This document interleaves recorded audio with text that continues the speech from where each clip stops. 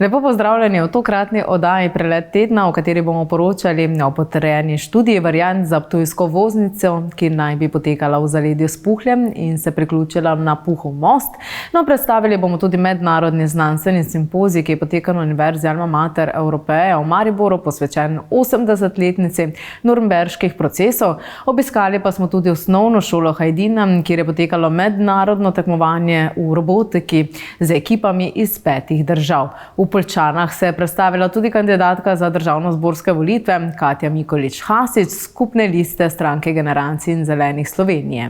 Ob koncu pa še o dobrodelnem koncertu Soroptimist kluba Ptuj ob dnevu žena, s katerim bodo pomagali družini iz Dražencev. Ministrstvo za infrastrukturo je objavilo sklep o potrditvi študije variant za ptujsko obvoznico, s čimer je projekt naredil pomemben korak naprej.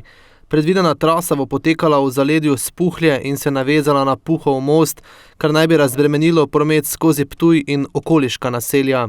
Sem izredno vesel, da je do tega prišlo, da je država končno to uvrstila v DPN in to pomeni, da je zdaj vse odprto in da se lahko vsi ostali postopki zaključijo v nekem, normalnem času, ker vse tisto, kar smo mi do sedaj nekako zahtevali oziroma iskali informacije od države, je to vse skupaj trajalo nerazumno dolgo in jaz bom zdaj v kratkem spet, ker jaz sem tisti, ki sklicujem te sestanke, v kratkem takoj v naslednjem tednu, verjetno ali pa najkasneje v 14 dnevih bom sklical sestanek in bom odgovorni spet zahteval, da vse ostale postopke, ki so tukaj še potrebni, da jih pospešijo.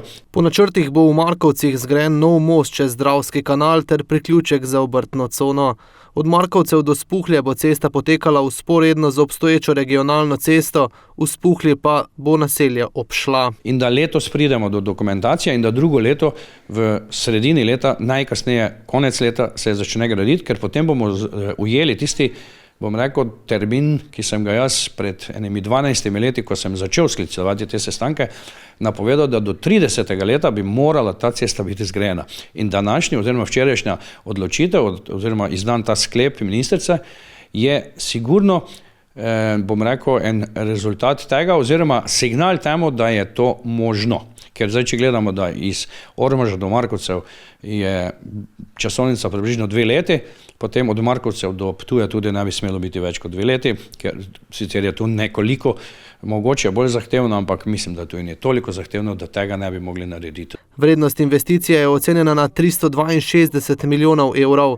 Večji del sredstev, predvidoma 265 milijonov, naj bi zagotovili z zadolževanjem, preostanek pa iz sredstev Darsa, državnega proračuna in povračila DDV. Je bilo vedno rečeno, da bo to hitra cesta, ampak zdaj so jo prekategorizirali v glavno cesto z elementi hitre ceste, kar pomeni, da je to precej podobno, tako da ne bo nekaj slabšega, ampak zagotovo, če bomo imeli ob eni cesti še eno cesto, katera bo seveda prvenstveno namenjena tranzitnemu prometu, in če mi vemo, da so dnevi, ko gre skozi našo občino oziroma skozi našo občino po cesti Ormož, Ptuj in pa Borl Ptuj, približno 12 do 15 tisoč lahko vozil, od tega kar veliko tovornih, potem bo to izredno dobro za nas. Medtem že poteka gradnja prvega odseka nove glavne ceste Ptuj-Ormož med Ormožem in Markovci. Dela naj bi bila končana v približno 1 letu, vrednost investicije pa znaša 85 milijonov evrov.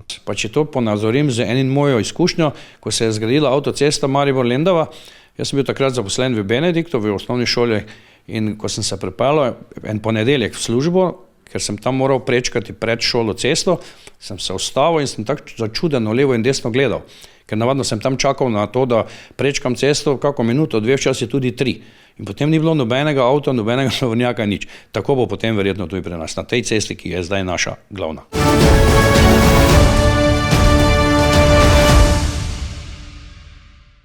Univerza Alma Mater Europaea je gostila mednarodni znanstveni simpozij Nürnberški procesi. Današnji simpozij poteka v sklopu 80 let zaključevanja Nürnberških sodnih procesov.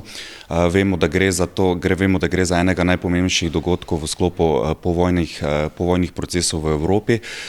Zavedamo se na Univerzi Alma Mater Europaea, kako pomembno je v bistvu poudarjati zgodovinsko sporočilo tega dogodka. In prav tako v sklopu fakultete za humanistiko se zavedamo moč oziroma pomen orodja zgodovinopisja pri širjenju tega sporočila. Nurnberg ni zgolj del zgodovine, ampak ostaja del civiliziranosti. Pomen nurnberške zapuščine je ta, da zločini ne zastarajo, nimajo ni časovne prostorske omejitve in v bistvu do konca sledimo vsem zločinom, ki so se dogajali v sklopu teh procesov. Njen pomen presega sedanjost in sega tudi v prihodnost naslednjih generacij. The topic that brings us together is historically painful, legally fundamental and profoundly relevant for our civilization, for our present and as well for the future of our children and grandchildren. Na simpoziju so sodelovali ugledni domači in tuji raziskovalci. Med njimi imamo tudi uglednega zgodovinarja, doktora Gideona Grajfa, ki bo konkretno govoril kot keynote speaker o nacistični perverzni znanosti ter iskanju in lociranju nacističnih vojnih zločincev. Svetovno priznani zgodovinar holokarstva, ki med drugim predava na Univerzi v Beogradu, je opozoril na eno najbolj pretresljivih dejstev povojne Evrope. The main message I'm bringing today is the necessity to punish criminals, and we did not do it. I mean, the whole world.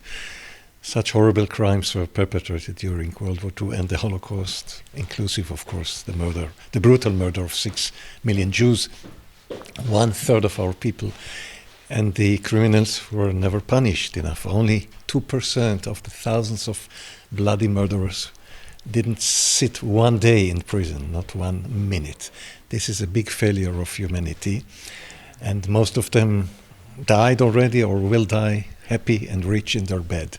Profesor Igor Grdina je izpostavil verjetno edino pričo na glavnem nurnberškem procesu, ki je govorila slovensko. To je bil avstrijski državni sekretar Mihael Skubl, ki je bil leta 1914 kot eden izmed vodilnih policajev v Ljubljani zaprl Ivana Cankarja in Ivana Hribarja. In oba imata v svojih spisih ga omenjata in celo pozitivno, da to je človek evropske izobrazbe, tudi galanten na neki način, vendar je bil pač služabnik avstrijske države. Poudaril je, za katere vrednote se je treba zavzemati po vsem svetu. Svobodo govora, še prej svobodo mišljenja, prostost pred strahom in prostost pred stisko. To je tista osnova, ki naj bi jo sile Združenih narodov, spet ime, ki ga je dal ameriški predsednik tej koaliciji, izbojevale. Vemo, da je bil to žal samo ideal, ampak vendarle ideali so zato, da se jim bližamo. Simpozij je pokazal, da nurnberški procesi niso zgolj zgodovinsko poglavje, temveč trajen opomin.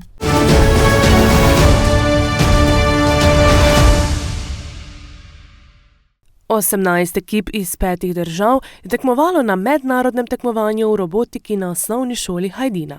In ekipe, ki so na poligonu tekmovale skupaj z drugo ekipo, so med drugim sestavljale kaktus. Ja, mi v žargonu zdaj rečemo kaktus, ker je pač podobno kaktusu. Drugače, vsako leto so drugačne naloge. Na podlagi naloge potem zgradijo robota, sprogramirajo robota, ker en del je tudi avtonomno tekmovanje na tisti strani. Drugače, ja, to je proces, ki traja od idejne zasnove robota, pa potem robota zgraditi, testirati, videti, kaj ne dela, popraviti, voditi inženirsko knjigo. Tekmovali so tudi učenci iz šole, na kateri je bilo tekmovanje v robotiki. Narediti smo mogli rečeno kaktus, ga sestaviti in ga položiti na vrh. Kaj pa je pri vsem tem pomembno, recimo, kak se vozi, kak se obrača, ali kaj je to pomembno? Da se hitro obračaš, da vse narediš do tam prav. Da si natančen. Pa da si natančen. Pomembno je tudi, da na koncu zadene notri v BIM pine. BIM je ovo siva stvar, ki pol gre notri pine, ki so raznobarvne, ne? In bolj to ti BIM rabi priti na vrh, ali pa ga lahko daš na en stožec. Kako dolgo se recimo sestavlja to, programira, dela? Sestavljali smo ga približno 2 meseca, programirali pa po par tednov, zato ker smo morali sprogramirati, da se obe roke dvignejo naenkrat, drugače je prevelik, drugače bi bili diskvalificirani. Sodelovala je tudi ekipa iz osnovne šole Breg, kjer imajo prav tako dobro razvito dejavnost robotike in tehnologije. Sestavljali smo ga iz teh kock, Vex dele. Zdaj vsi smo gradili, inspiracijo smo našli na spletu, torej če vidimo kakšen dober robot, pogledamo video in če mislimo, da je dobro, vzamemo inspiracijo iz tistega videa. So slabše ekipe in so boljše, tako da v bistvu se moramo zelo potruditi, če bomo hteli biti uspešni. Tudi smo dosti truda dali v robotiko. Mi smo že od vsega začetka, mi se je sicer ekipa spremenila od prejšnjega leta do letos. Prejšnje leto da se je bilo 5, ena punca pa 4 fantje. V bistvu zdaj pa smo pač samo 3. Ob vsem poudarku izdelovanja robota in programiranja pa pravzaprav ne gre samo za to, ampak učenci in učenke razvijajo še druge kompetence. Tudi te mehke veščine, se pravi timsko delo, če ste opazili, 2 tima tekmujeta skupaj na poligonu, ne en proti drugemu. Torej tu so tudi en spekter teh mehkih veščin, komunikacija, timsko delo, iskanje kompromisov, rešitev, prilagajanje en drugemu. To pa so veščine, ki jih bomo potrebovali v prihodnje. Plus seveda malo robotike, inženirstva, strojništva, STEM-a. Tako da ja, lepo je videti te mlade otroke tu, tako razigrane, polne energije, elana. Ravnatelj osnovne šole Hajdina je bil ob vsem tem izredno ponosen. Kljub naši majhnosti smo zelo veseli, da lahko gostimo tekmovanje takega ranga. Predvsem pa smo veseli dejansko, da gostimo tudi en dogodek, ki je ne samo tekmovanje, ampak tudi ena priložnost za druženje otrok iz različnih okolij, izmenjavo mnenj, izkušenj, tako da ne gre samo za festival robotike, ampak tudi druženje. Na šoli imajo sicer širok nabor dejavnosti poleg osnovnih. Zdaj razvijajo tudi sistem tehnologije, računalništva in podjetništva. In vse to se je pokazalo tudi na tem tekmovanju.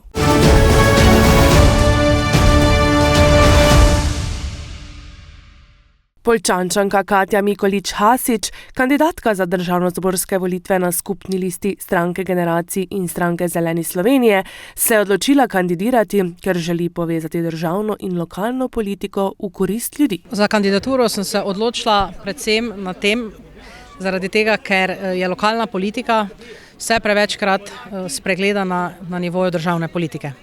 Državna politika pa je tista, ki mora enakomerno prisluhniti državljanom. Tako je v Poljčanah tudi nagovorila zbrane, ki so ji prišli prisluhniti. Pri tem pa je še izpostavila. Zdi se mi, da kot država tonemo, vrednote izginjajo, temeljna načela, pravičnost, iskrenost, ljudje več ne verjamejo v nič, v nikogar, mladi odhajajo v tujino, srečo iščejo drugje in to so v bistvu zaskrbljujoči podatki.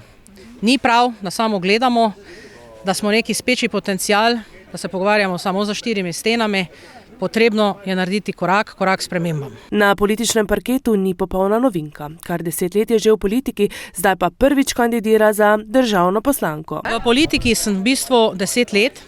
V politiko me je pritegnil zdajšnji aktualen naš podžupan Franc Valant. Aktivno, pa bom rekla zadnje 2 leti, ko mi je zaupal tudi prejšnjo njegovo funkcijo, to je predsednica občinske organizacije Stranke generacij. Na njeno predstavitev je prišel tudi predsednik Stranke generacij Vlado Dimovski, ki je poudaril, da stranka aktivno dela za ljudi. Glavno sporočilo, ki ga mi kot Stranka generacij, pa tudi skupaj z zelenimi, s katerimi mimogrede zelo dobro sodelujemo, je predvsem, da je potrebno se pogovarjati med generacijami. To se pravi, ni oziroma ne sme biti trend, da gremo vsak k sebi, to se pravi mlajši, srednji, starejši, ampak da se pogovarjamo, da ustvarjamo neko medgeneracijsko povezanost, ki je seveda potrebna. Imamo medgeneracijsko povezovanje glede pokojninskega sistema, glede socialnega sistema, glede gospodarstva in podobno. In zato je eno pomembnejših sporočil prav medgeneracijska povezanost. Prav ob tem pa gledajo tudi na gospodarstvo. Mi mislimo, da je Slovenija, da ima prenizko gospodarsko rast, se pravi, mi zaostajamo za Evropo, ki zaostaja za svetom.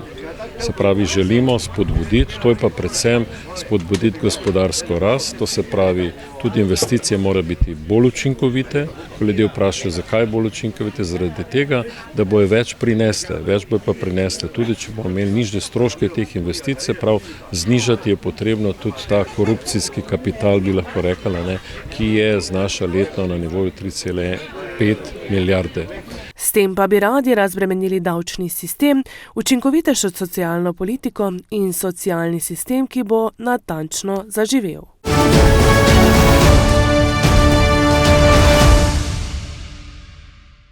Humanitarni klub Soroptimist Ptuj je ena največjih ženskih organizacij, ki se zavzema za ohranjanje ženskih pravic. Soroptimist klub Ptuj skuša za svojim delom in akcijami dejansko pustiti pečat v okolju, v katerem živimo. Naš moto je predvsem razmišljajmo globalno, delujmo lokalno. 8. marca ob dnevu žena klub že tradicionalno pripravlja dobrodelni koncert. Letos je to že 19. koncert zapored, in vsa sredstva, ki jih bomo iz prostovoljnih prispevkov pridobili na tem koncertu, letos namenjamo za družino iz Dražencev. Na letošnjem koncertu bodo nastopili vokalistki Anja Brglez in Teja Očar in violinist Matjaž Antolič. Verjamem, da nas bodo vsi ti začarali zato, ker je letošnja tema koncerta pravljica. Pravljica je namreč nekaj, ker greš v drugačen svet in kjer praviloma greš ti pove za tegobe tega življenja, pa vendar so srečni konci. Presenečenje letošnjega koncerta bo glasbena igra Maček Muri. To je pa igrica, ki smo jo naštudirali v knjižnici Ivana Potrča, tako da se vračamo na pravljico in vračamo se na sodelovanje z knjižnico. Nekatere naše članice so videle, predlagale, direktorica se je strinjala in tako jih bomo razveselili in povedali, da imamo svetovne pravljice, iz katerih bodo glasbe, kot je Pepelka, Čarovnik iz Oza, da pa imamo tudi slovenske pravljice, Kaja Tanković, Maček Muri. V klubu vsako leto podelijo tudi štipendijo. Dobitnica za lansko leto je gospodična Vita Koren, ki bo samo štipendijo prejela na koncertu. Tudi pomagali smo mladi gospodični Nuši Bezjak, kjer je potrebovala sredstva za nadaljnje šolanje na Akademiji za glasbo. Zbrana sredstva na lanskem dobrodelnem koncertu so bila razdeljena med 4 velike projekte. Podprli smo Varno hišo, kjer že ta projekt podpiramo že od samega njihovega začetka.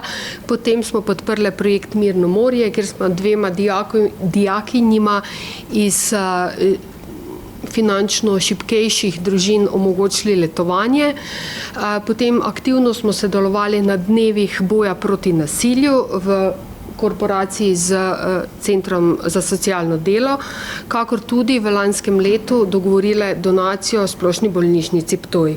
Projekte podpirajo ne le finančno, temveč tudi z njihovim prostovoljnim delom. Predvsem akcije, kot so turistični prstan, knjižne hiške, mestni sadovnjak. V prejšnjem letu so veliko ozaveščali tudi o boju proti raku.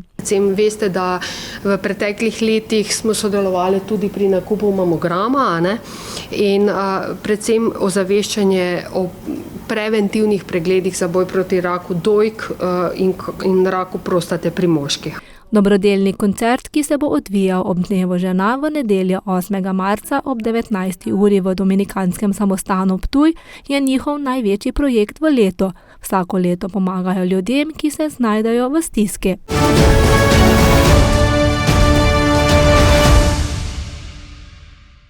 Nadaljujemo pa z obiskom vladne delegacije v UKC Maribor, kjer so si ogledali nove linearne pospeševalnike na oddelku za onkologijo ter prostore centralne lekarne, ki jih bodo obnovili.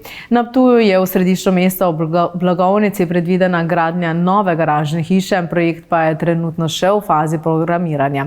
Predstavili pa so se tudi kandidati stranke Demokrate Anžeta Logarja, ki kandidirajo v ptujskih volilnih okrajih volilne enote 8.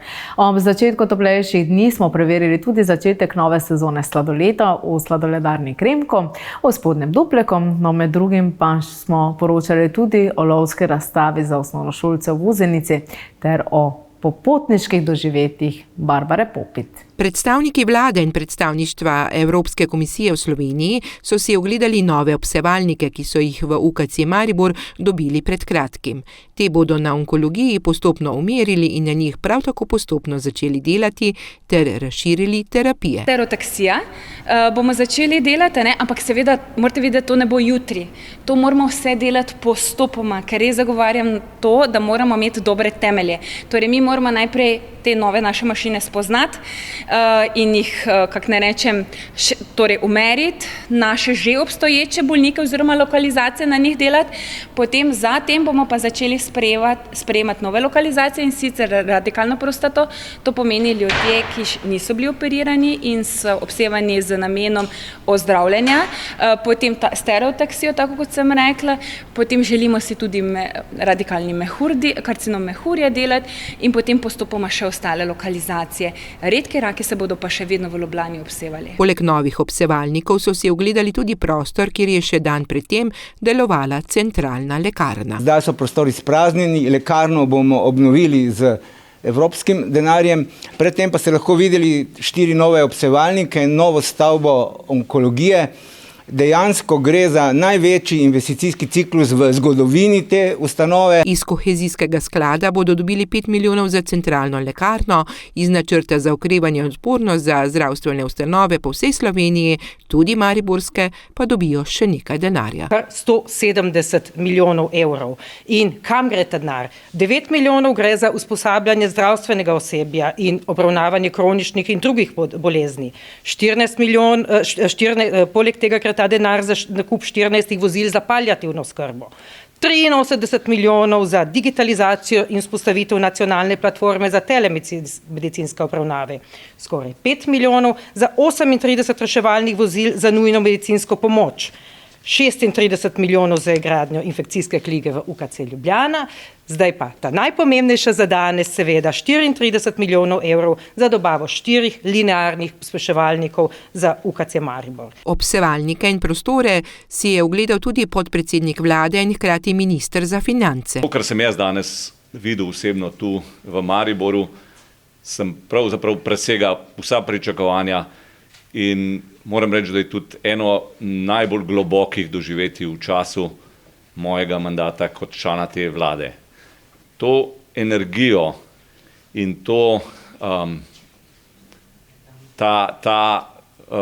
strast do svojega dela, na koncu koncev do pomoči pacientov, ki sem jo videl na onkologiji, je redko videno. Tako da bi se iskreno zahvalil dr. Petrun kot predstojnici in vsej njeni ekipi, ki je dokaz tega, da se v javnem zdravstvu da se zmore in da se mora. Izpostavili so tudi, da se začenja rušenje večstanovanjske stavbe na Masarikovi, saj je izpraznjena. Danes smo odklopili glavnejšo elektriko, napeljavo, torej sedaj so stanovalci vsi izseljeni, inštalacije so odklopljene in računamo, da v roku 14 dni bomo pričeli najprej z rušenjem ostrešja, potem pa, kot je rekel direktor, sledi previdno rušenje zidov, ki so neposredno poleg onkologije, da ne bomo karkoli poškodovali oziroma povzročili kakršnekoli škode. Osrečki sicer ni mogel napovedati še začetka gradnje infekcijske klinike v UKC Maribor. Več bo znano ta teden, ko bodo dobili končno ponudbo gradbenega podjetja GH Holding.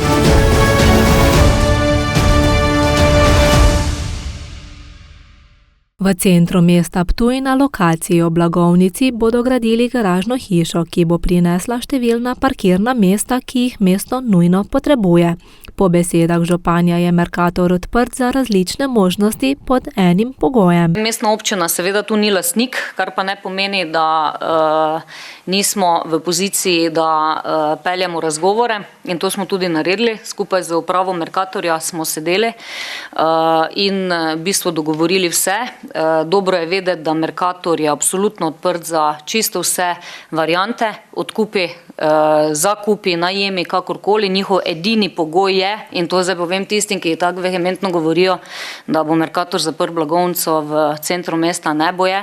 To je njihov edini pogoj, da trgovina v centru mesta ostane. Projekt je trenutno v fazi programiranja, pomembno vlogo pri gradnji pa bo imel Zavod za varstvo kulturne dediščine. Mi smo tokrat naredili še en korak, malo boljši kot običajno, pa malo bliže k vsemu, da smo z tem projektom, ki je že šli na ZVKD, čeprav je to še komaj predpostopek, sedeli z njimi skupaj s projektanti in v bistvu predhodno preverili, ali je to, kar smo pripravili, sploh pije vodo pri njih, da lahko začnemo z naslednjimi koraki. Zavod za varstvo kulturne dediščine projektu ne nasprotuje, temveč ga podpira. Res je veseli, da smo prvič tako daleč, da ZVKD nima absolutnega nasprotovanja temu, še več, celo mislijo, da gremo v pravo smer, da zadeva je zrela za nadaljnjo obravnavo, seveda pa niso edini, ki bodo dajali soglasja. Projekt je mestna občina zaupala podjetju Javne službe Ptuj. Po zelo optimističnem scenariju bi se lahko prvi avtomobili v novo garažno hišo zapeljali čez 5 ali 6 let.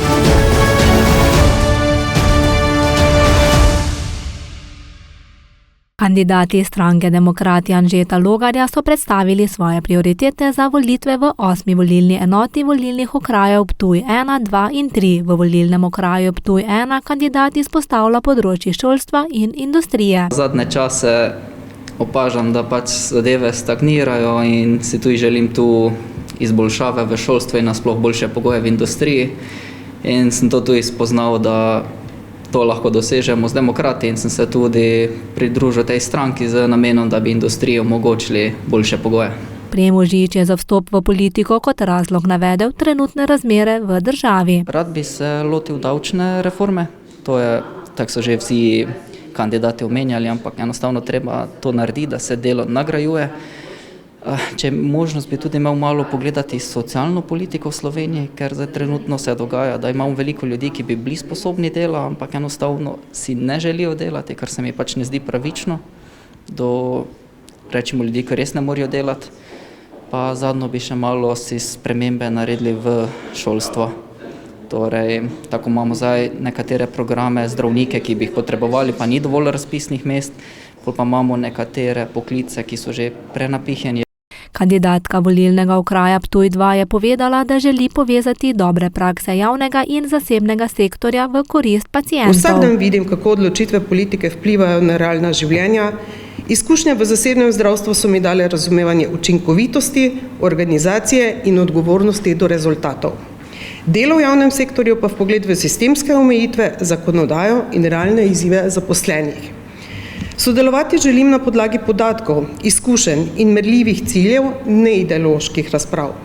Vidim, kako dolge čakalne dobe vplivajo na bolnike, vem, kako administracija jemlje čas zdravstvenim delavcem in vem, kje sistem izgublja denar, energijo in predvsem kader. Poleg zdravstvenega področja se želi osredotočiti tudi na razvoj mesta Ptuj in kmetijstvo. Želela bi se pravi za mala podjetja, da jih razbremenimo davčnih bremen, da lahko dejansko delajo. Vsako podjetje, ki se prebija, mora vedeti, kaj ga čaka naslednjič. Mladim omogočiti delovna mesta, da ostanejo na Ptuju, omogočiti jim lažji dostop do stanovanj in seveda zdravstvo, da bi se razbremenilo administracije, tu pa res 1 na 1 delam in to mi je pa še največja prioriteta. Kandidatka v volilnem okraju Ptuj 3 je dejala, da Spodnje Podravje in Haloze že predolgo nimata poslanca, ki bi njihov glas enakovredno zastopal. Spodnje Podravje in Haloze se leta 2026 srečujejo z izzivi, ki jim onemogoča življenje, ki je v drugih delih Slovenije popolnoma avtonomno in samoumevno. Električna energija, telekomunikacijske storitve, cestna infrastruktura. Vse to so osnovni elementi normalnega bivanja v današnji dobi elektrifikacije in digitalizacije. Kot pravi, se je za kandidaturo odločila, ker po njenem mnenju ljudje želijo spremembe. Kandidatka želi posebno pozornost nameniti predvsem zanemarjenim lokalnim področjem. Če bo kdo želel, oziroma da se bodo želele dejavnosti, da se aktivirajo, da se ljudje najdejo, ki želijo vinogradniki, ki želijo delati, da se jim omogoči, da delajo. Da, recimo imamo to vinsko trtico, ki je ta veliki škodljivec, ne? Na tem se ne dela sistematsko in marsikateri vinogradnik opozarja na to, ampak ni slišan v Ljubljani. Na novinarski konferenci so kandidati poudarili, da želijo svojo delo usmeriti v izboljšanje lokalne skupnosti brez osebnega ali finančnega interesa.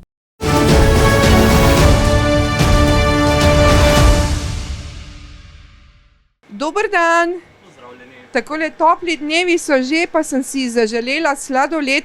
Vidim pa, da ste že odprli vašo sladoledarno. Na pravem naslovu ste, pozdravljeni.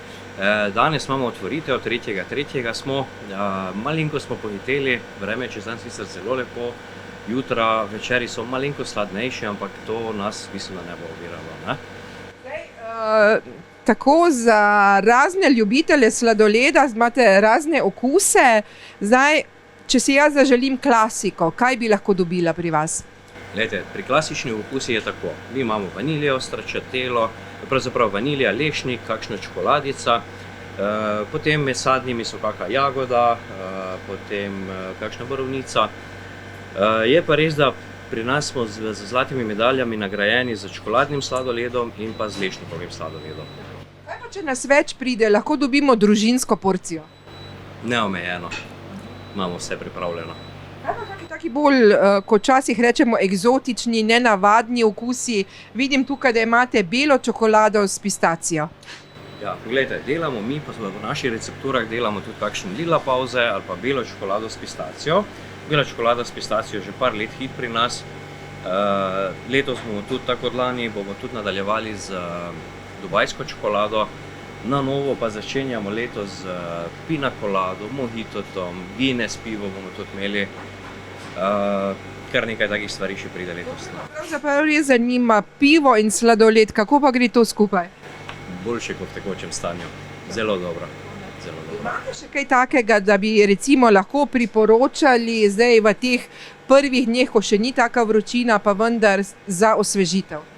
Glejte, če se hočete res osvežiti, potem so naprimer kak jogurt z marelico ali pa jogurt z gozdnimi sadeži, ti so malo toplejši sladoledi pod narekovaji. Imamo pa tudi kakšen sadni sladoled, ki je čist brez glutena, brez mleka, tako da je primeren tudi za ljudi, ki imajo težave z mlekom. Potem v nedeljah pa ponavadi delamo tudi sladoled brez sladkorja, tako da pridejo na račun tudi vsi diabetiki. To imamo čez celo sezono samo v nedeljah. Zdaj pa, če bi jaz si zaželela nekaj malo manj sladkega, pa še vendar, da ni recimo kislo po kakšnem sadežu, kaj bi mi priporočali? Lahko vam predlagamo kak cheesecake, mogoče to je z jagodnim prelivom. To vam bo genau prišlo tako, da bo malenkost bolj osvežilno, pa vseeno malenkost sladko.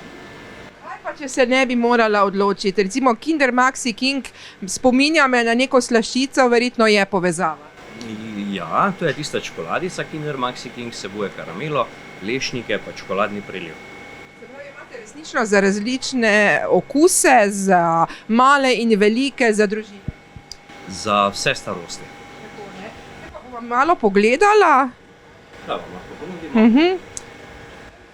Ja, nič, bom jaz kar tako rekla. Dragi gledalci, jaz se zelo težko odločim, kateri sladoled bi vzela pravzaprav. Kaj pa vi? Katerega imate vi najrajši?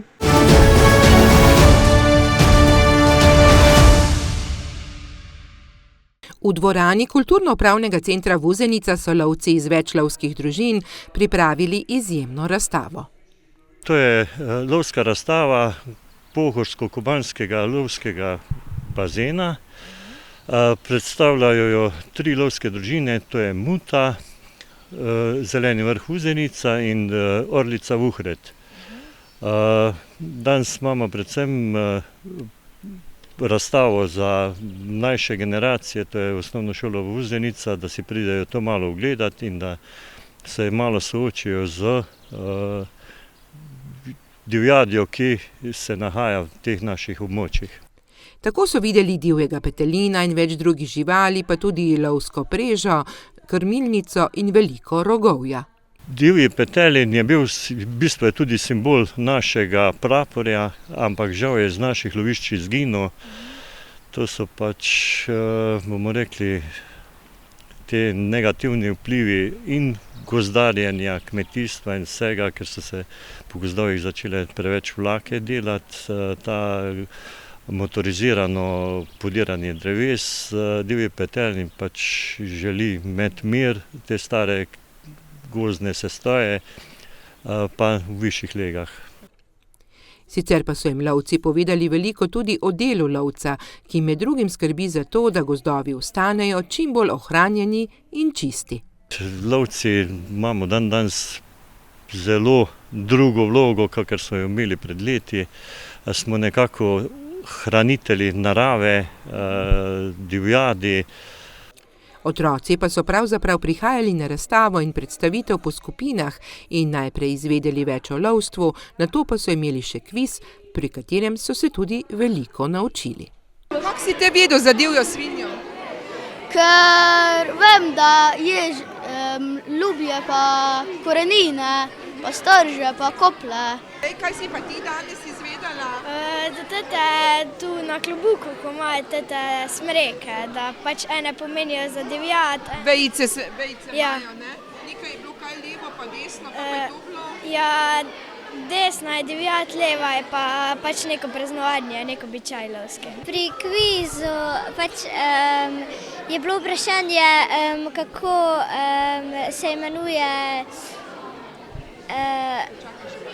se imenuje samica od jelena in košuta. Kaj ti je bilo tako zelo zanimivo? Ja, da lovijo samo tiste živali, ki so bolane. Ne vseh po vrsti, ne? Ja. Pa verjetno tudi, da pazijo gozd, ne? Ja. Ja, da jo tudi sami čistijo, da bo lepa, pa da lahko se počiva v njej. Ja, meni pa je bilo zanimivo, da pri lisicah ne nosijo tete na vejice. Kdaj pa jih nosijo? Ja, za večja, višjih tetih živali. Kaj je bilo tebi všeč najbolj? Ja, tisti kravji rog, ki pihne noter. Nekateri pa so celo prepoznali članico lovske družine Tanjo Postružnik-Koren, sicer znano televizijsko voditeljico, in prav ona je bila tista, ki je veliko povedala in učence spraševala pri kvizu.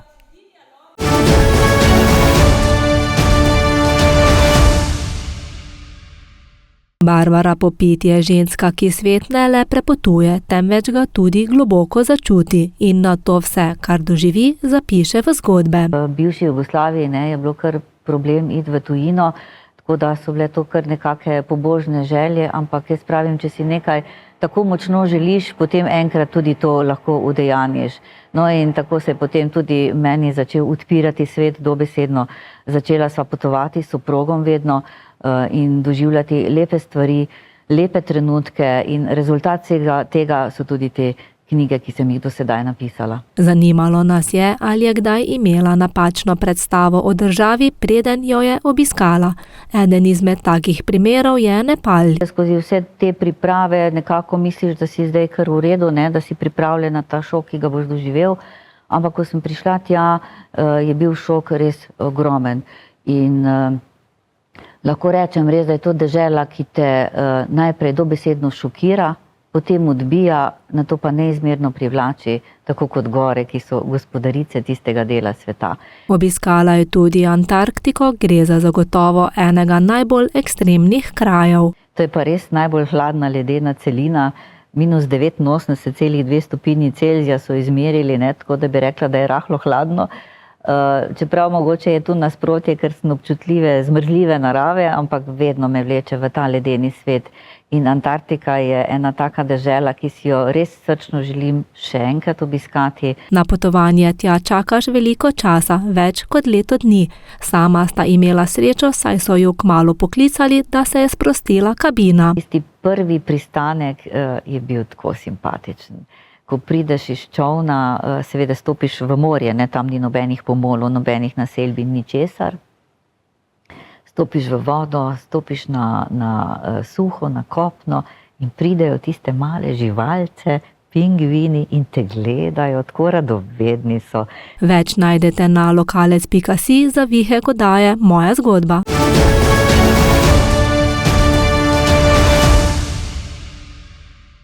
Pa smo v zadnjem delu oddaje Prelet tedna. Tokrat si bomo ogledali predvolilno soočenje kandidatov za 8. volilno enoto, kjer so razpravljali o visokih cenah elektrike, lokalni hrani in šolah ter infrastrukturnih izzivih regije. No, predstavili pa bomo tudi 14. mednarodno znanstveno konferenco, ki prihaja z imenom Za človeka gre, ki jo bo med 13. in 18. marcem že tradicionalno gostila Univerza Alma Mater Europeja. Govorili bomo tudi o projektu sončne elektrarne na zaprtem odlagališču Pobrežje, za katerega sta minister Bojan Kumer in direktor Dravskih elektrarn Maribor Andrej Tumpej podpisala pogodbo o sofinanciranju. No, pokazali pa bomo tudi, kako je potekala obsežna čezmejna reševalna vaja na Dravi med Dvorjanami in Staršami ter javna tribuna Pot do pravne države v Mariboru. Ob koncu pa še o načrtih za novo stanovanjsko sosesko v Majšperku in o razglasitvi najboljših športnikov in športnice v Mariboru leta 2025. Soočenje kandidatov 8. volilne enote v studiu BKTV se je začelo z zunanjo politiko in vprašanjem, kaj zagovarjajo v primeru napada na Iran. Metka Petek Uhan je zagovarjala načelno držo in dialog ter rekla, da se naj Iranci sami odločijo. Kako bodo reševali, se pravi, svojo notranjo politiko in smo odločno proti nasilju in je nujno potrebno kaj? Predvsem dialog in pa mir. Tu pa je, se pravi, to popolnoma zatajilo. Ne dovolimo, da bi druge države silile z silo, reševale konflikte drugega naroda. Se pravi, vsakršno mešavanje v suverenost neke države popolnoma nasprotujemo. Govorili so tudi o Ukrajini in drugih žariščih, da ne podpirajo von der Leyenove, ker je to, kar počne militarizacija Evrope, se je oglasil Boštjan Koražija in dejal, da so proti vmešavanju ZDA. Tudi mi odločno podpiramo iransko ljudstvo pri tem, da se njihova družba demokratizira oziroma, ker si zaslužijo demokracijo, ampak ne verjamemo pa v kakršnokoli bom rekel, nasilno menjavo režimov. To, kar se tudi zgodilo v Venezueli in žal je tu pač trenutno ZDA oziroma Amerika pod Donaldom Trumpom, dostikrat deluje kot neki bugli, ki izsiljuje, bom rekel, po celem svetu trenutno svoje ideje oziroma svoje cilje. Vzamemo lahko tudi primer Grenlandije. Kandidati in kandidatke so se razvneli pri tematike v omrežninah in nedavnih mrkih električne energije na Štajerskem v Halozah. Tina Bregant je opozorila na dvig omrežnine. Drži pa, da naj ljudje pogledajo globalno svoje položnice. Položnico za elektriko so se v času Golobove vlade izjemno zvišale, tudi omrežnine. Zdaj mi pa povejte, ali smo višje omrežnine, za ceno višjih omrežnin dobili boljše delujoče električno omrežje.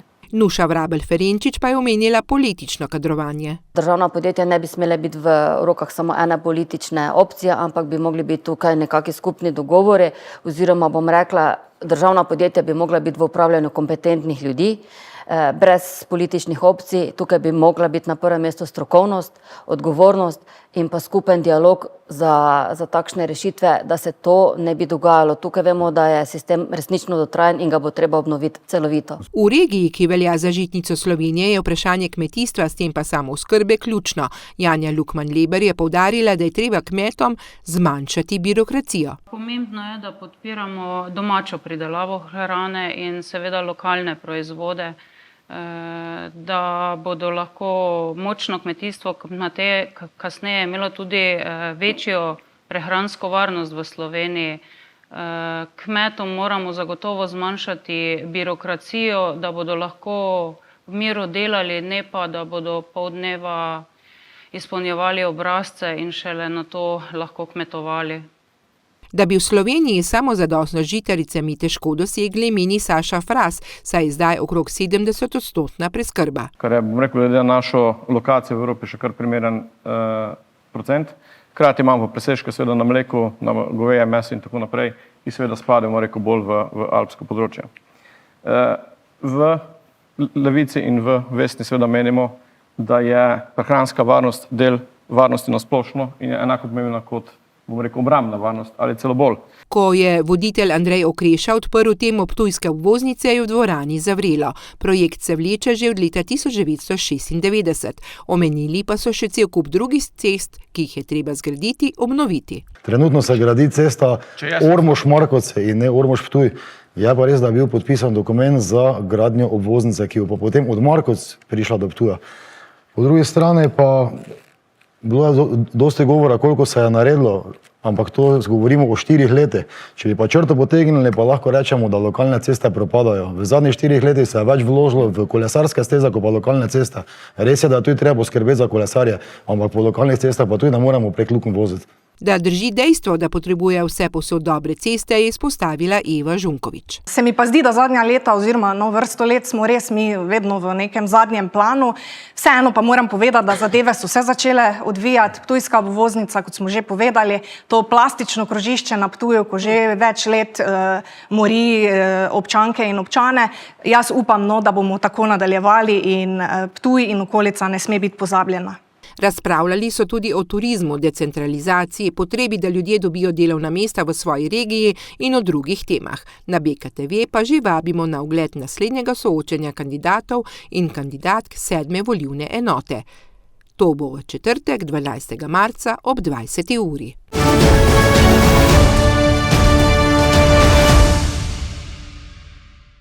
Na Univerzi Alma Mater Europeja so predstavili letošnjo mednarodno znanstveno konferenco, katere osrednjo sporočilo je: Za človeka gre.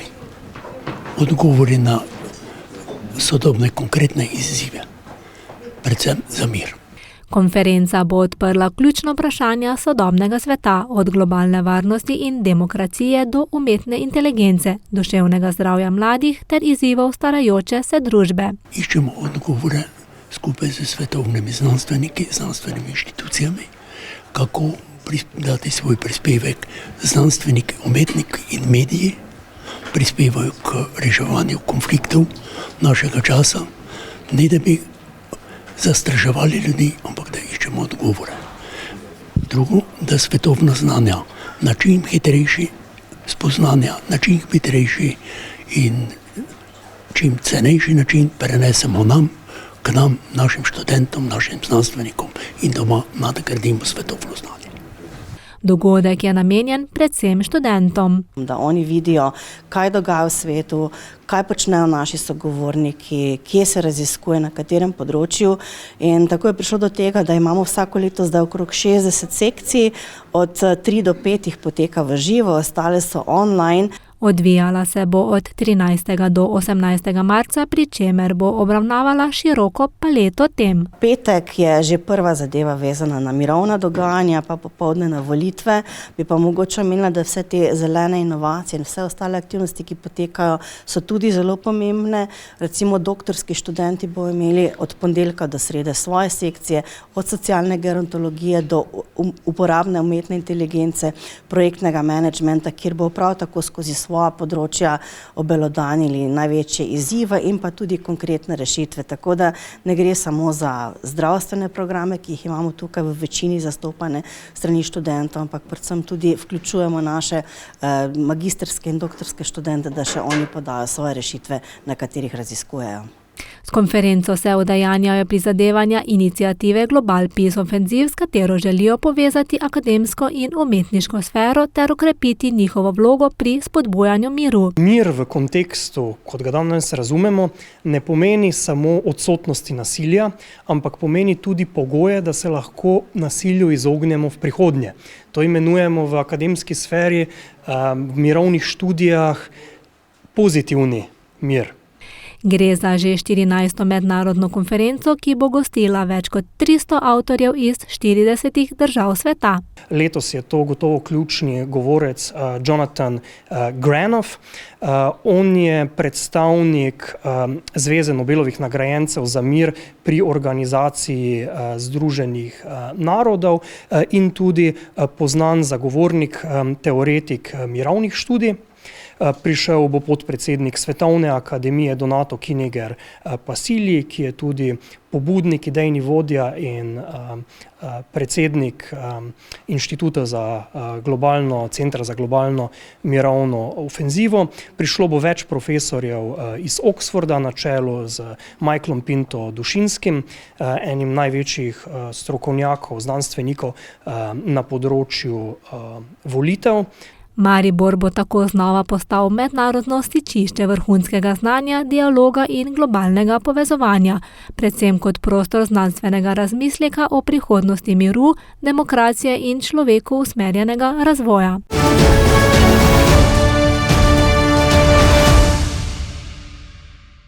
Dravske elektrarne Maribor so z Ministrstvom za okolje, podnebje in energijo podpisale pogodbo o sofinanciranju projekta sončne elektrarne, ki ima za DEM in skupino HSE poseben strateški pomen. Združuje več ključnih usmeritev našega razvoja, povečuje našo proizvodnjo iz obnovljivih virov, trajnostno rabo prostora ter odgovorno ravnanje z okoljem. Pred leti je ministrstvo zagotovilo skoraj 350 milijonov evrov nepovratnih evropskih sredstev. In ravno ta današnji podpis sofinancirske pogodbe je prvi podpis, kjer bomo tovrstna sredstva koristili. Gre za malce višjo subvencijo, tudi zaradi tega, ker prostor, ki je bil prej namenjen oziroma ni bil namenjen ničemur, danes spreminjamo v razvojno priložnost. Projekt bo umeščen na zaprto odlagališče odpadkov Pobrežje v Mariboru. Sončna elektrarna je na zaprtem odlagališču nenevarnih odpadkov, ki je potrebne sanacije, in če to pogledamo iz vesolja, se prav ta prostor skoraj sredi Maribora vidi in nima sedaj nobene dodatne funkcije. Prav sončna elektrarna bomo dala tole razvojno funkcijo in na nek način trajnostni razvoj. S postavitvijo tovrstnih elektrarn dajajo nekdanjim degradiranim območjem novo priložnost. Skupina HSE je nosilec zelenega prehoda in sončne elektrarne igrajo definitivno pomembno vlogo v tem zelenem prehodu. Sončna elektrarna na lokaciji zaprtega odlagališča na Teznem v Mariboru je še eden od primerov, kako lahko nekdanje degradirana območja uporabimo za nekaj koristnega za zeleni prehod. Prve kilovatne ure naj bi v omrežje stekle junija ali julija prihodnje leto. Sam projekt je trenutno v fazi izbora izvajalcev, ki poteka v skladu z zakonom o javnem naročanju. Današnji podpis pogodbe o sofinanciranju iz sredstev Sklada za modernizacijo Republike Slovenije predstavlja ključen korak k začetku izvedbe, ki ga načrtujemo v prvi polovici tega leta in zaključek v letu 2027. Skupna vrednost investicije, ki bo vključevala 17.000 sončnih panelov, je po investicijskem načrtu ocenjena na skoraj 10 milijonov evrov. Na tem verjamemo, da je prihodnost energetike temelji na odgovornosti, strokovnosti in pogumu za nove rešitve. In ta sončna elektrarna je pomemben korak na tej poti. Investicija utrjuje zavezanost družbe Dravske elektrarne Maribor, skupine HSE in vlade Republike Slovenije k vladanju v čisto energijo iz obnovljivih virov ter potrjuje strateško usmeritev k trajnostnim in inovativnim rešitvam.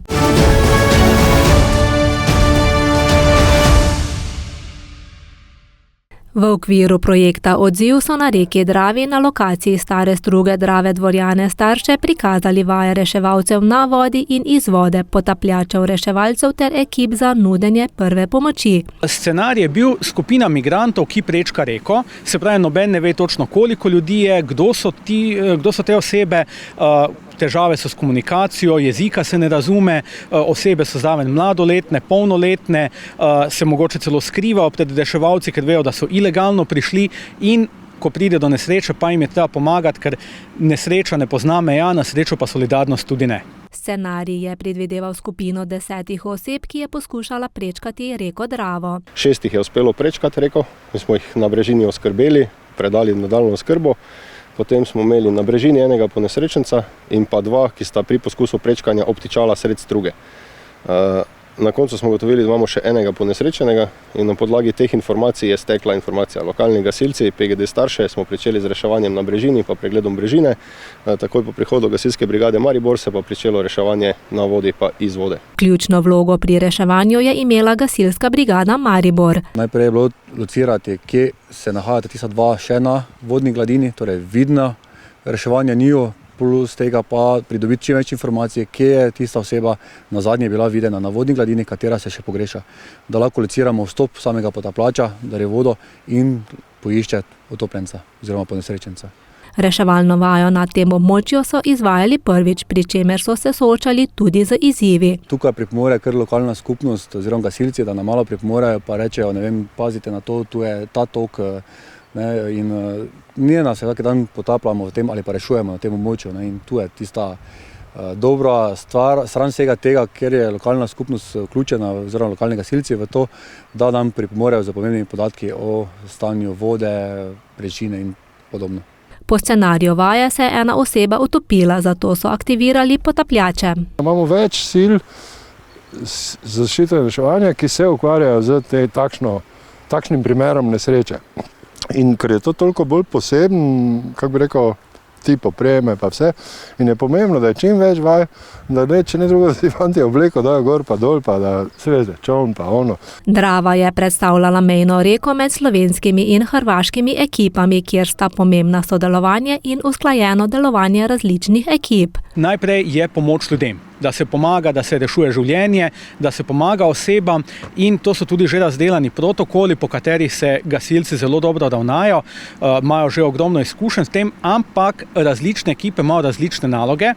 In zato je treba tudi vaditi, kako te ekipe skupaj sodelujejo, da ko res pride do prave situacije, ne začno takrat iskati nekih protokolov, ampak so že uvežbane, da se poznajo tudi, da je zaupanje med njimi. V začasni namestitveni enoti so bolničarji Rdečega križa oskrbeli poškodovane osebe. Nudijo prvo pomoč poškodovanim, nudijo psihosocialno podporo in pa seveda tudi združevanje družinskih članov, ker v scenariju domnevamo, da gre za begunce in da je del družine še ostal na drugi strani meje, tako da tukaj zdaj vidite lahko enkrat v celovitosti, kako različne sile zaščite, reševanja in pomoči skupaj rešujejo in obravnavajo neke stiske. Na vaji je sodelovala tudi partnerska organizacija Rdeči križ Čakovec. Vsa ta znanja, ki jih danes pridobivamo, bomo potem uspešno nadgrajevali tudi v našem centru za usposabljanje Poligon, ki ga imamo na Punatu na otoku Krku in verjamemo v še veliko uspešnih akcij, zato da bomo vsi skupaj bolje pripravljeni, ko bo to znanje treba res imeti. Sodelujoči poudarjajo, da je največja vrednost tovrstnih vaj medsebojno povezovanje in zaupanje. Ko pride do resnične nesreče, ni časa za usklajevanje.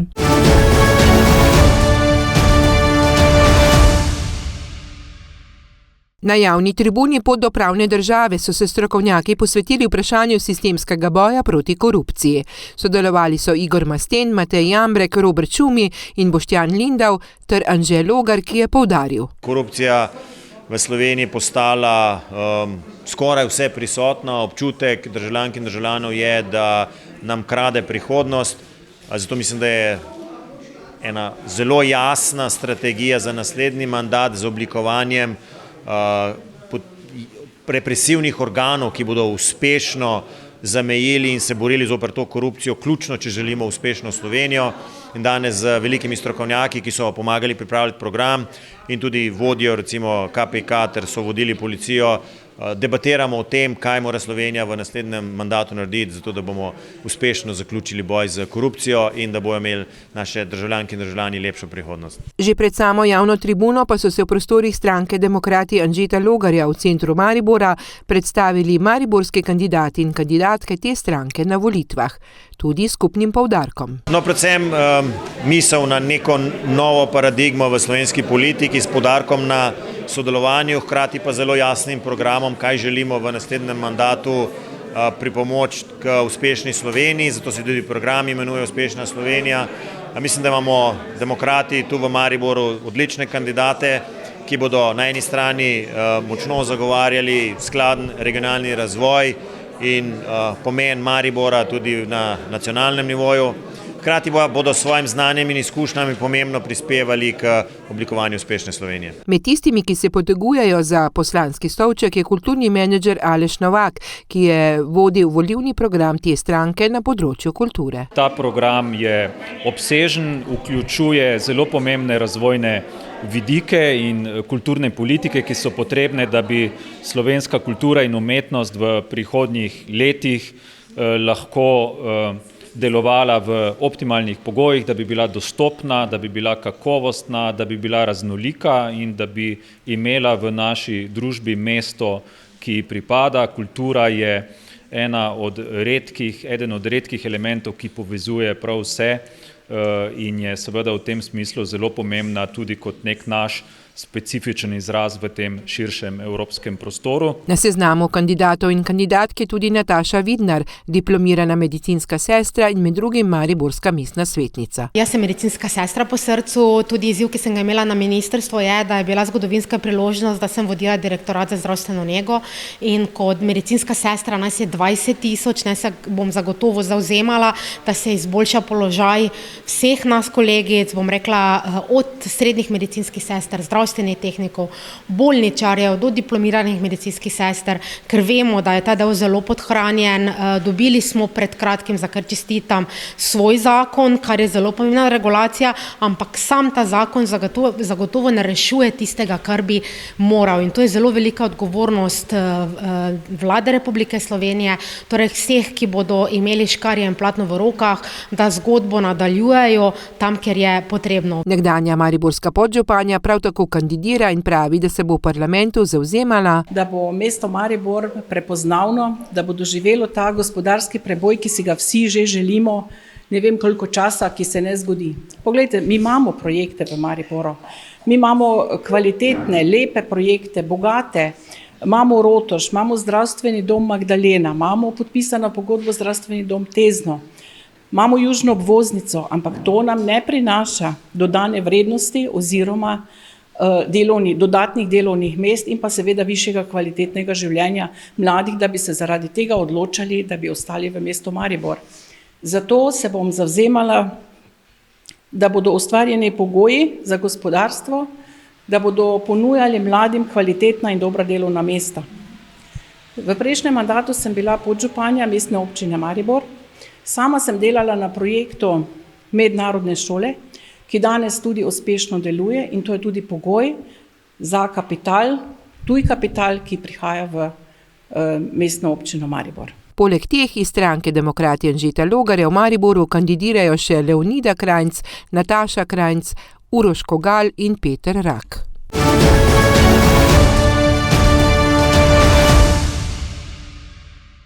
Na javno predstavitev, kakšna bo bodoča stanovanjska soseska rezidenca Monsberg v osrčju Majšperka, je prišlo več zainteresiranih ljudi, ki so budno poslušali predstavitev in si tudi sami ogledali načrte. V Majšperku se po besedah župana odpira novo poglavje. Z pričetkom te gradnje dobivamo v Majšperk nova stanovanja, kar se pravzaprav zgodi zdaj pri nas, ocenjujemo nekje po več kot 40 letih znova. In vsekakor bo to izjemno pomembna in potrebna pridobitev hkrati. V rezidenci Monsberg bodo zgradili skupno 48 stanovanj, v prvi fazi 24, v drugi pa tudi 24. Pri tem pa bodo sledili trendom sodobne gradnje. Tukaj imamo, bom rekel, res sodobno, energetsko usmerjeno varčno stavbo z dvigali, podzemno garažo, toplotnimi črpalkami, talnim gretjem. To je, bom rekel, nek standard, ki ga bomo postavili tukaj in na osnovi tega, bom rekel, gradimo, delamo z zaupanjem do strank, do kupcev. Tudi za neposredno okolico bodo poskrbeli. Vsakemu stanovanju pripada zunanja površina. To pomeni, ali je to loža, terasa, atrij, tako da vsako stanovanje ima zunanjo površino. Kar se pa tiče skupnih zunanjih površin, pa govorimo torej o skupnih delih stavbe, kar pomeni urejena okolica, zelenica in tako naprej, recimo skupna garaža, dovozne poti, prostor za odlaganje smeti. Imamo pa potem recimo skupne dovozne poti, katere je urejala občina, parkirne prostore, ki so namenjene obiskovalcem in tako naprej. To pa je potem, bom rekel, celotna shema oziroma oziroma celoten prostorski plan občine, ki bo pa naredila podporno infrastrukturo. Ne. In na kaj so pravzaprav gledali tisti, ki so prišli na ogled načrtov? Dostop do šole, vrtca, neke okolice, potem mislim, vsekakor tudi potem avtocesta je pomembna. Tam mislim, da predvsem to dvoje, ne, pa seveda potem tudi cena v končni fazi.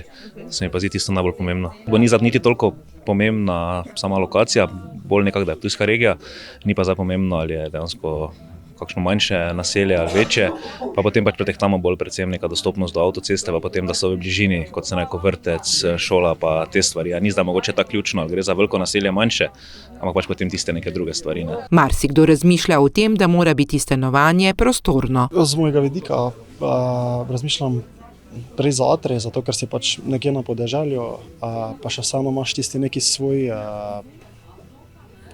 kotiček, kako bi rekel, če že nimaš vrta, ampak hočeš biti stanovanje doma, se lahko tudi tam pač postaviš kakšne stvari. Vam je tudi recimo pomembno, da so v bližini šola, trgovina, razne ustanove? Ja, definitivno, ker imamo, v bistvu imaš na dosege roke vse te glavne stvari. Župan meni še, da bo rezidenca Monsberg zanimiva za tiste, ki si želijo živeti na podeželju. Torej nekaj, kar je v neposrednem stiku z naravo in z bližnjimi hribi in pa kotički za oddih in pa dober zajem svežega zraka, v primerjavi z nekimi drugimi urbanimi strnjenimi središči. Kljub temu pa vendarle toliko ravno dovolj oddaljeni ali pa blizu avtocestne povezave. Obenem pa pravi, da imajo v Majšperku cel servis, tako za starejše kot mlajše prebivalce. Poleg šole, vrtca, trgovin, tudi center, kjer se odvijajo kulturne prireditve.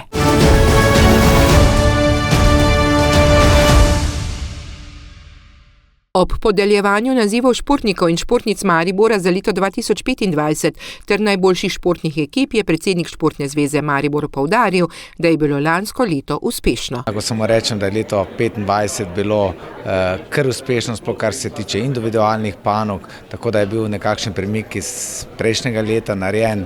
Jaz upam, da se bo to zgodilo še na ekipnih športih, ampak lahko rečemo, da smo, ko vse skupaj potegnemo skupaj, zadovoljni. Športnik leta je postal Gregor Rakovič, ki zaradi tekmovanja ni bil na prireditvi, športnica leta pa Tajra Barada.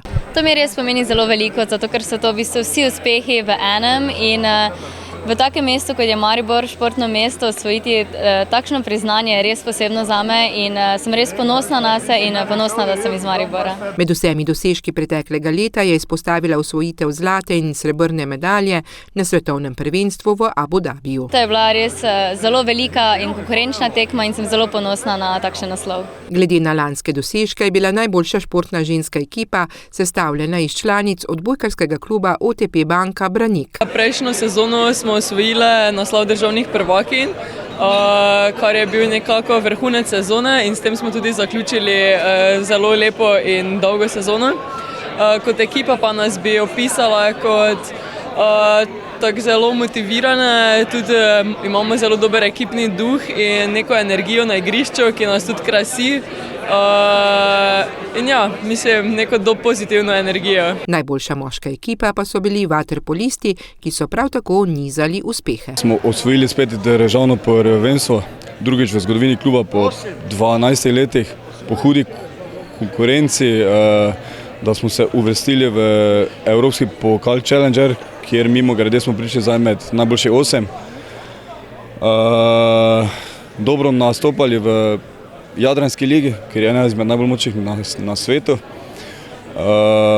In pa predvsem to, da smo spet vrnili ta šport v mesto in da nas dosti več ljudi zdaj spremlja in da smo letos še dosti boljši in stremimo k 3 lovorikam na 3 frontah.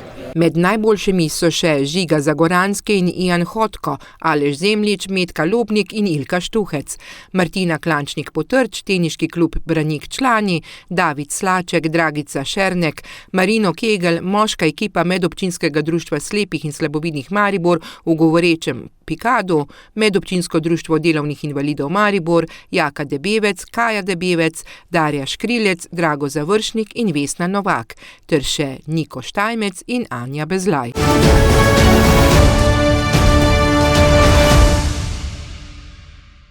Toliko za danes v oddaji Prelet tedna. Želim vam lep vikend še naprej. Imejte pa seveda tudi lep začetek prihodnjega tedna. Z moje strani je to vse in nasvidenje.